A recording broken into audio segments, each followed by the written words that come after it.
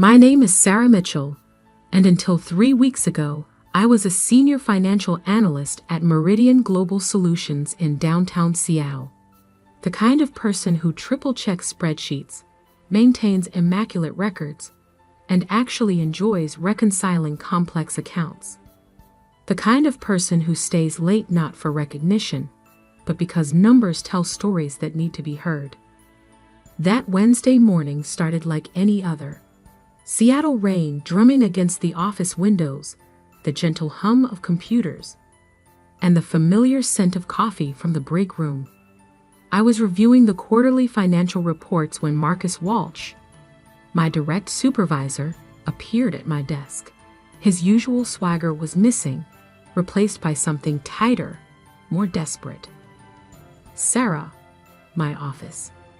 Now, I followed him, laptop in hand, already sensing something was wrong. Marcus's office had the best view in our department, floor-to-ceiling windows overlooking Elliott Bay. But today, the blinds were drawn, casting the room in artificial shadows. "Close the door," he said, not looking up from his computer screen.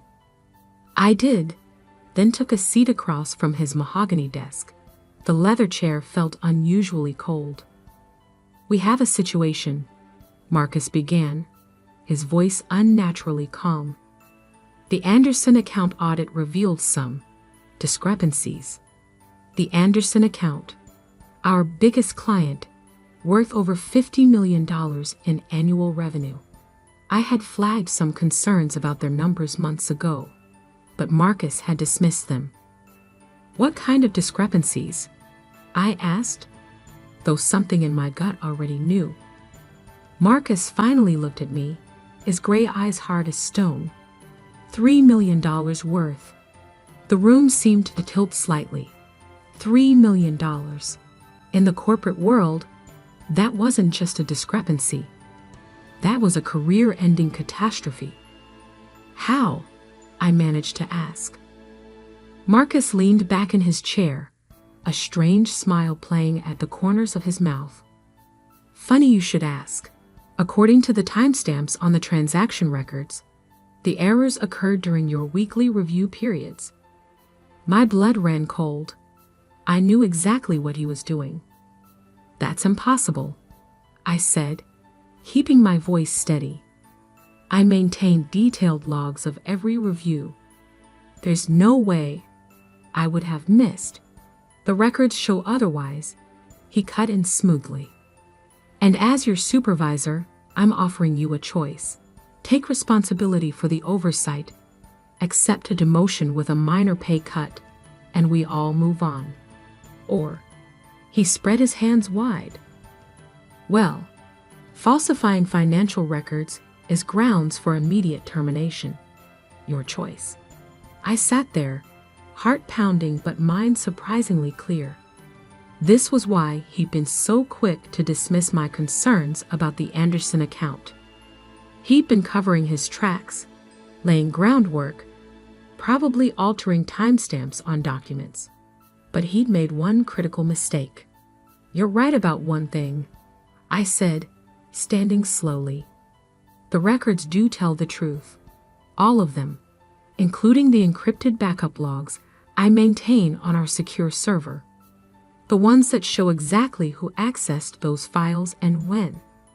The ones that prove every alteration you made to cover up your mistakes." The color drained from Marcus's face.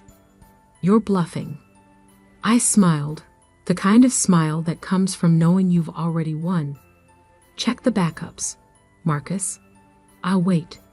His fingers flew across his keyboard, navigating through folders, his face growing paler by the second. I watched as he found them. Dozens of automated logs, each one meticulously documenting every change he'd made to the original files.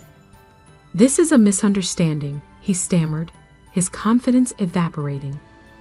"We can work something out."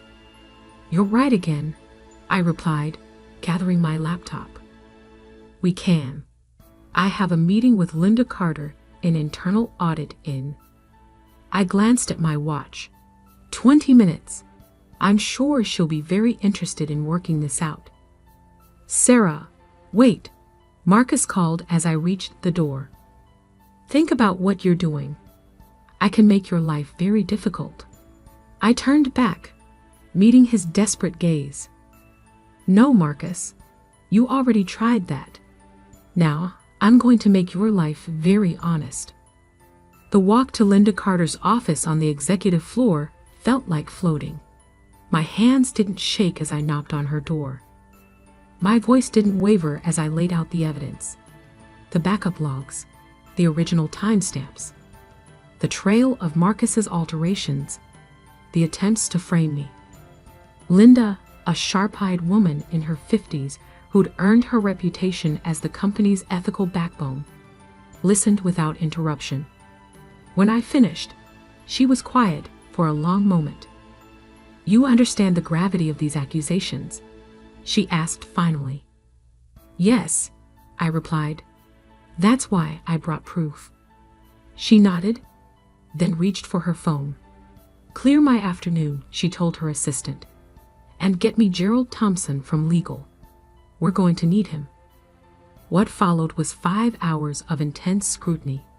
Every log examined, every timestamp verified, every alteration traced back to its source. By the time I left the office that evening, the Seattle rain had stopped, and the truth had been uncovered. Marcus was placed on immediate administrative leave, pending investigation. I was temporarily assigned to oversee his duties, but I knew this was just the beginning. The real storm was yet to come. The next morning, walking into the office felt different. Colleagues who normally barely nodded hello now stopped to chat. My inbox was flooded with meeting requests from directors and vice presidents. Everyone wanted to touch base about the Anderson account. I handled each inquiry professionally, neither gloating nor gossiping. The numbers told their own story. I didn't need to embellish them. A week into the investigation, Lynda Carter called me back to her office. This time, she wasn't alone. Gerald Thompson from legal and James Morrison, our CFO, sat with her. Sarah, James began, his tone serious but not unkind. We've completed our initial review. The evidence is conclusive. I nodded, waiting. Marcus Walsh's employment has been terminated, Lynda continued. The board is considering legal action regarding the attempted fraud. But that's not why we called you here, Gerald added. We need to discuss your future with Meridian Global. My heart skipped. Despite everything, despite the proof and the vindication, there was still a small part of me that feared corporate politics would somehow twist this against me. James leaned forward, a slight smile breaking through his professional demeanor. We're creating a new position, Director of Financial Integrity and Compliance. Full oversight of all major accounts, direct reporting to me, and a seat on the executive committee. I felt my eyes widen. And you're telling me this because we'd like to offer you the position, Lynda finished. Your handling of this situation demonstrated exactly the kind of leadership and integrity we need. I sat there, letting the words sink in. Director, Executive Committee. The very position Marcus had always claimed I was too inexperienced to handle. Of course, James added, this would mean taking over Marcus's former office. I hope that won't be a problem. I thought about that office with its view of Elliott Bay. About the blinds Marcus always kept drawn. About the shadows he tried to hide in. No problem at all, I replied. I think that office could use some sunlight. The paperwork was signed by the end of the day. My new role would be announced company-wide on Monday. But as I packed up my old desk that Friday evening, I couldn't help but smile at the irony. Marcus had tried to force me to take a fall, never realizing he was actually giving me a boost. Someone had already cleared Marcus's office when I arrived Monday morning. The blinds were open, revealing a stunning view of the bay glittering under the rare Seattle sun. As I set down my box of belongings, My phone buzzed with a text from an unknown number. "You'll regret this. Nobody likes a whistleblower." Marcus. I saved the number but didn't respond. He didn't realize that this story was far from over. He thought he'd lost his job and his reputation. He had no idea what was coming next. I sat down at my new desk, opened my laptop, and began a fresh audit of every account Marcus had ever touched. Because if there was one thing I'd learned in all this, it was that numbers don't lie. People do. And I was just getting started. I spent my first week as director methodically reviewing every account Marcus had touched during his tenure at Meridian Global. The Anderson account discrepancy hadn't felt like an isolated incident, and my instincts were screaming that there was more to uncover. Late Thursday night, as most of the office had cleared out, I found what I was looking for. Buried in the Richardson Technologies audit from 2 years ago, subtle manipulations, carefully hidden transfers, numbers that didn't quite add up. Then the Blackwood Capital reports showed similar patterns. The Martinez Group too, each instance too small to raise immediate alarms, but together they painted a disturbing picture. My phone buzzed again. Another text from Marcus. "Hope you're enjoying my office. Don't get too comfortable. Everyone has secrets." I took a screenshot of the message and forwarded it to Linda in internal audit and Gerald in legal, then returned to my investigation. If Marcus thought he could intimidate me, he clearly hadn't learned anything from our last encounter. By Monday morning, I had compiled enough evidence to fill a banker's box. Not just accounting discrepancies, but a pattern of systematic fraud spanning nearly 4 years. The total amount made the Anderson account look like pocket change. I was preparing my report when Jessica from HR appeared at my door, looking uncomfortable. "Sarah, we've received some concerning allegations." I set down my pen. "From Marcus?" She nodded, sliding a folder across my desk. "He's claiming you accessed his personal files without authorization. Says you used them to frame him and steal his position." I opened the folder, scanning the accusations. Each one more outrageous than the last. I had hacked his computer, planted false evidence, conspired with others to orchestrate his downfall.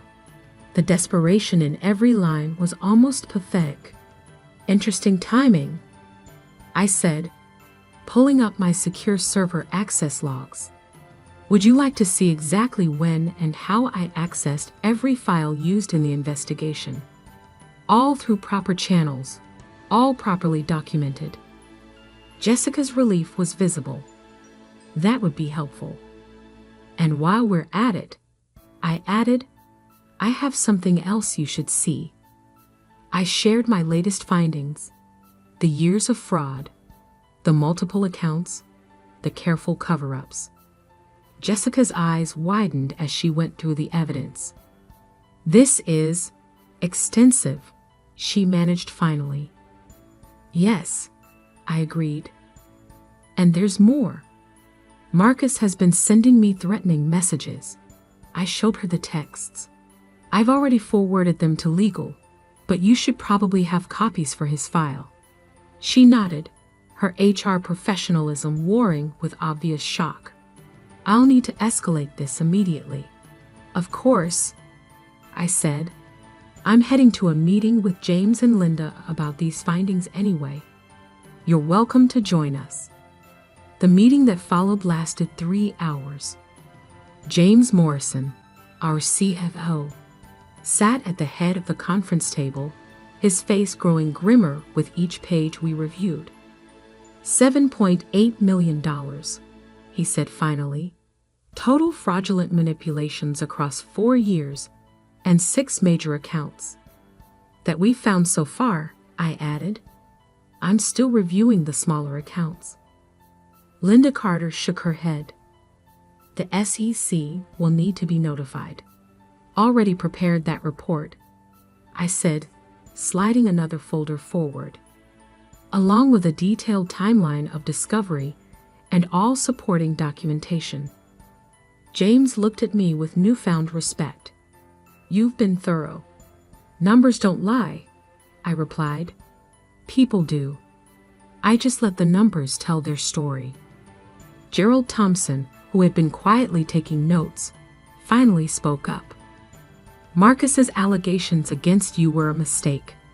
They opened the door for a deeper investigation that might have taken months to initiate otherwise."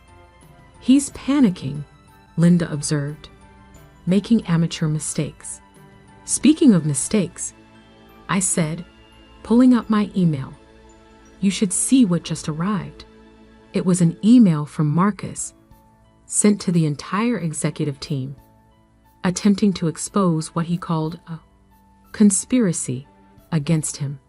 Attached were documents he claimed proved his innocence, except they were the very files that showed his alterations most clearly. "He just authenticated the evidence himself," Gerald said, almost admiringly. "By sending these files from his personal email, he's confirmed they're genuine." James stood up, straightening his tie. "Sarah, work with legal to prepare a full disclosure for the board. Linda, coordinate with our external auditors. We need to get ahead of this." As everyone filed out, Linda lingered behind. "You know," she said quietly, "when you first came to me about the Anderson account, I thought you were either very brave or very naive. Now, I realize you were something else entirely." "Oh," I raised an eyebrow. "Prepared," she smiled. "You didn't just catch him. You built an airtight case that even his desperate flailing can't damage." The next few days passed in a blur of meetings, audits, and legal consultations. Marcus's attempts at retaliation had backfired spectacularly, drawing attention to aspects of his fraud that might have taken months to uncover otherwise. Then came Wednesday morning. I arrived at my office to find James waiting for me.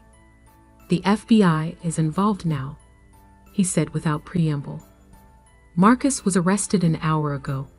Apparently, this wasn't his first corporate fraud scheme." I sat down, letting that sink in. "Other companies?" James nodded.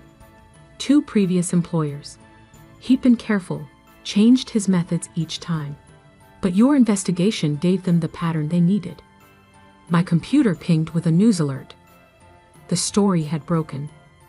Meridian Global executive arrested in multi-million-dollar fraud scheme. I scanned the article, noting how it praised the company's internal controls and swift action once the fraud was discovered. "The board is pleased with how we handled this," James continued, "particularly your role. They approved a new compliance initiative. Full department, expanded authority, increased budget." "Sounds like a lot of work," I observed. "It is," he agreed. "That's why they're promoting you again. Executive Vice President of Compliance and Risk Management. Interested?" I looked around my office, the one I'd only occupied for a few weeks, the one Marcus had tried to use to threaten me. It already felt small. "When do I start?" The following Monday, I walked into my new executive suite on the top floor.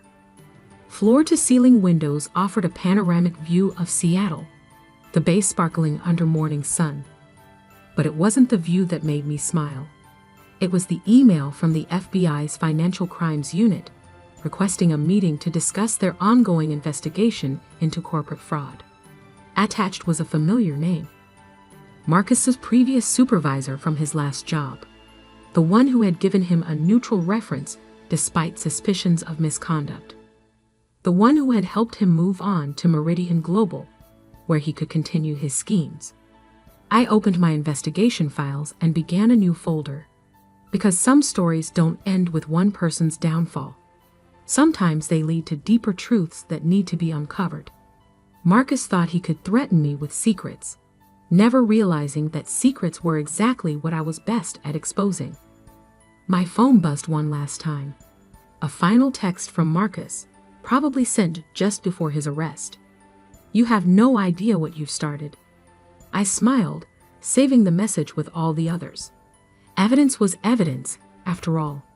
Actually, I said to my empty office, I know exactly why I started. 3 months later, I sat in my executive suite, reviewing the final report on Marcus's case. His guilty plea had opened up investigations at 5 other companies. 32 million in total fraud exposed. 18 conspirators charged. A web of corporate corruption unraveled because one person refused to take the fall. The view from my office now stretched beyond Seattle's skyline. I could see all the way to the mountains, clear and sharp against the horizon. But more importantly, I could see the future. One where numbers told their true stories, where integrity wasn't just a corporate buzzword, and where taking a stand didn't mean taking a fall. Linda stopped by that afternoon, a knowing smile on her face. The board wants you to speak at the annual leadership conference, she said. Share your insights on building a culture of transparency. Interesting, I replied. Any particular focus they want me to address? Just one, she grinned. How to tell when someone's offering you a fall you should refuse. I thought about that moment in Marcus's office, when he tried to make me choose between my integrity and my career. He never understood that by refusing to fall, I'd actually learned to fly. I think I can handle that, I said, turning to my computer to begin outlining my speech. Because some stories need to be told, not just for justice, but for change. The Seattle rain had returned, drumming against my office windows. But this time, it didn't sound like a warning. It sounded like applause. My name is Sarah Mitchell, and until 3 weeks ago, I was a senior financial analyst at Meridian Global Solutions in downtown Seattle. The kind of person who triple-checks spreadsheets, maintains immaculate records, and actually enjoys reconciling complex accounts. The kind of person who stays late not for recognition, but because numbers tell stories that need to be heard. That Wednesday morning started like any other. Seattle rain drumming against the office windows, the gentle hum of computers, and the familiar scent of coffee from the break room. I was reviewing the quarterly financial reports when Marcus Walsh, my direct supervisor, appeared at my desk. His usual swagger was missing, replaced by something tighter, more desperate. Sarah, my office. Now, I followed him, laptop in hand, already sensing something was wrong. Marcus's office had the best view in our department, floor-to-ceiling windows overlooking Elliott Bay. But today, the blinds were drawn, casting the room in artificial shadows. Close the door, he said, not looking up from his computer screen. I did, then took a seat across from his mahogany desk. The leather chair felt unusually cold. We have a situation, Marcus began, his voice unnaturally calm. The Anderson account audit revealed some discrepancies. The Anderson account, our biggest client, worth over $50 million in annual revenue. I had flagged some concerns about their numbers months ago, but Marcus had dismissed them. What kind of discrepancies? I asked, though something in my gut already knew. Marcus finally looked at me, his gray eyes hard as stone. $3 million worth. The room seemed to tilt slightly. $3 million. In the corporate world, that wasn't just a discrepancy. That was a career-ending catastrophe. How? I managed to ask. Marcus leaned back in his chair, a strange smile playing at the corners of his mouth. Funny you should ask. According to